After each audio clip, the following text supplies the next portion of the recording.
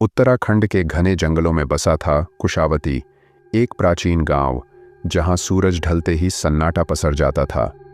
वहां के बुजुर्गों का कहना था कि गांव के पास स्थित कालीकुंड नामक जलाशय में एक भयावह आत्मा वास करती थी। जो भी उसकी शांति भंग करता वह अजीबोगरीब तरीके से मारा जाता। पर यह सिर्फ एक दंतकथा थी, शायद। रहस्यमयी हत्याएं गांव में पिछले 3 महीनों से एक अजीब घटना हो रही थी। हर पूर्णिमा की रात एक आदमी लापता हो जाता और सुबह उसकी लाश कालीकुंड के किनारे मिलती। आंखें पूरी सफ़ेद, शरीर पर गहरे नाखूनों के निशान और चेहरा खौफ में जमी हुई चीख के साथ। गांव के लोग डर के मारे रात होते ही अपने घरों में बंद हो जाते।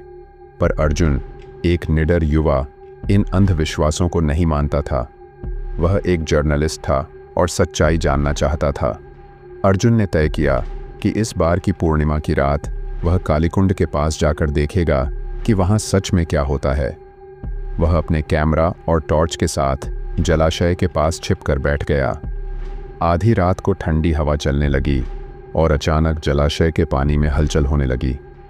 अर्जुन ने देखा, एक छायामयी आकृति धीरे धीरे पानी से निकल रही थी। एक लंबा काला शरीर, बढ़े हुए नाखून और आंखों में जलती हुई लाल रोशनी। अर्जुन ने कांपते हुए कैमरा उसकी ओर घुमाया, लेकिन तभी आकृति ने भयानक आवाज में कहा, तू भी उन्हीं में से है जो मेरे श्राप से बच नहीं सकते।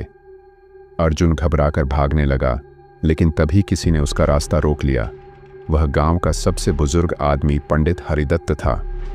पंडित जी ने अर्जुन की ओर गंभीरता से देखा और बोले, इस जलाशय में कोई आत्मा नहीं, बल्कि एक श्रापित इतिहास छिपा है। उन्होंने बताया कि 300 साल पहले यहाँ के राजा ने एक निर्दोष साध्वी निरंजना पर झूठा आरोप लगाकर उसे जलाशय में डुबो दिया था।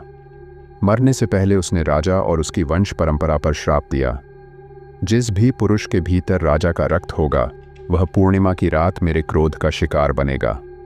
अर्जुन सन्न रह गया। पर मैं उस राजा के वंशजों में से नहीं हूं, उसने कांपते हुए कहा। पंडित जी ने धीमे स्वर में उत्तर दिया, पर तुम हो अर्जुन। तुम्हारी माँ ने यह सच तुमसे छुपाया था। तुम राजा के अंतिम उत्तराधिकारी हो। अर्जुन की आंखें फैल गईं और तभी एक ठंडी हवा के झोंके के साथ वह छायामयी आकृति उसकी ओर बढ़ने लगी।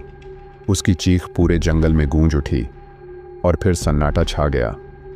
अगली सुबह गांव के लोग कालीकुंड के किनारे इकट्ठा हुए, जहां अर्जुन की लाश पड़ी थी, ठीक वैसे ही जैसे बाकी मरे हुए लोग। लेकिन इस बार उसके माथे पर एक अजीब सा सिंदूरी निशान था, जैसे किसी ने वहां अपनी अग्निमय उंगलियां रखी हों।